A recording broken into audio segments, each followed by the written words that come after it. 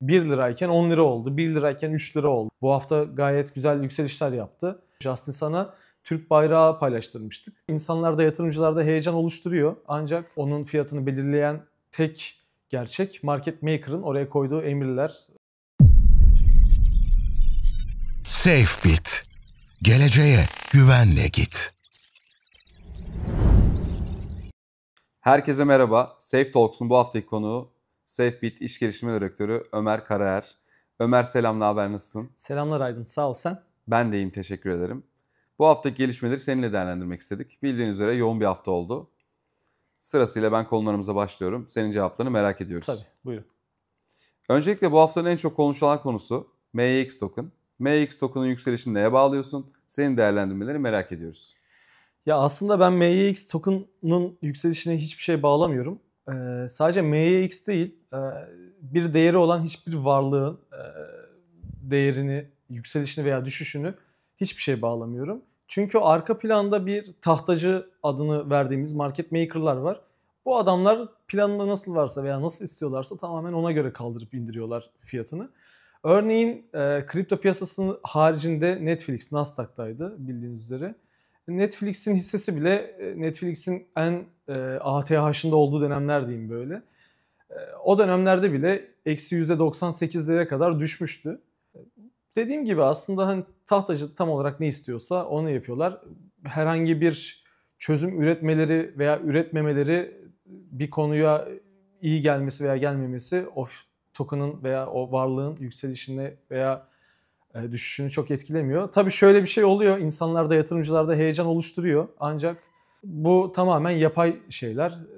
Aslında onun fiyatını belirleyen tek gerçek market maker'ın oraya koyduğu emirler, onun yaptığı hareketler.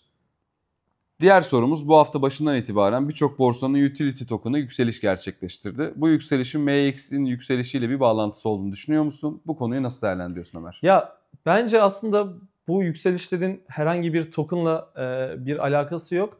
Şunu söyleyebiliriz. Belirli kategorilerde, belirli alanlardaki yükselişler farklı projeleri de yükseltiyor. Örneğin yapay zeka alanında bir yükseliş varsa yapay zeka alanındaki token'ların yükselişi de normal tabii haliyle. Çünkü hem insanlar oraya giriyor hem de market maker'lar diyor ki bizim projenin ana kategorisinde bir yükseliş var. Biz de yükseltelim, piyasadan uzak kalmayalım, ayrı kalmayalım diyorlar. Şu anda Token 2049 dönemi yaklaştı. Token 2049'a giderken de tüm projeler, tüm borsalar, herkes eli güçlü bir şekilde gitmek istiyor. Haliyle bu gücünü de tahtalarda gösteriyorlar. Yani fiyatlarda gösteriyorlar. Bakın diyorlar ki işte benim token'ım veya benim coin'im 1 lirayken 10 lira oldu. 1 lirayken 3 lira oldu ya da %50 yükseldi, %40 yükseldi.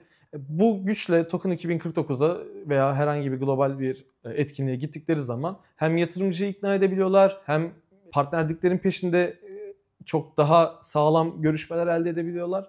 Aslında fiyat eşittir güç diyebiliriz yani bu konuda. Bunun dediğim gibi farklı işte MEX yükseldi. Karşılığında işte BNB bu hafta ATH yaptı. Ben zannetmiyorum ki CZ MEX yükseldi diye BNB'ye ATH yaptırsın diye. Ya da onun yanında işte bizim Safe coin'imiz, bizim borsamızın utility token'ı bu hafta gayet güzel yükselişler yaptı. MEX bizim borsamıza listeli bile değil. Niye yükseldi? İşte dediğim gibi tamamen aslında borsaların kendi planlarıyla alakalı durumlar bunlar. Senin de değindiğin gibi Token 2049 öncesi birçok borsa ve proje varlıklarında yükseliş görebiliriz. Etkinlik Singapur'da olacak ve biz de SafeBit olarak orada olacağız. Sence bu etkinliğe katılmanın bize faydası ne olur? Bize neler katar, söyler misin? Ya aslında bize şöyle bir faydası olur. Biz oradaki dostlarımızı çok özledik.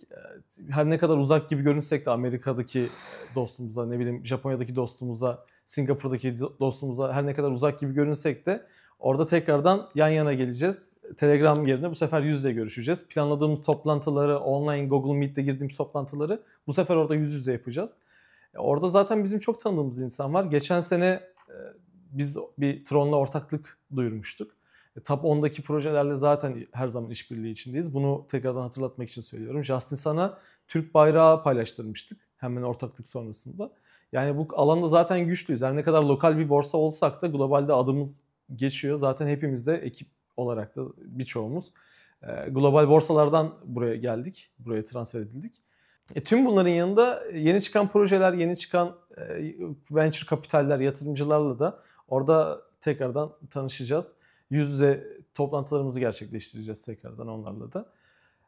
Yani geçen sene Dubai'ye gittikten hemen sonra bir Ventures şirketiyle yatırım ortaklığımızı duyurmuştuk. Bu sene de bizi tabii ki güzel şeyler bekliyor olacak.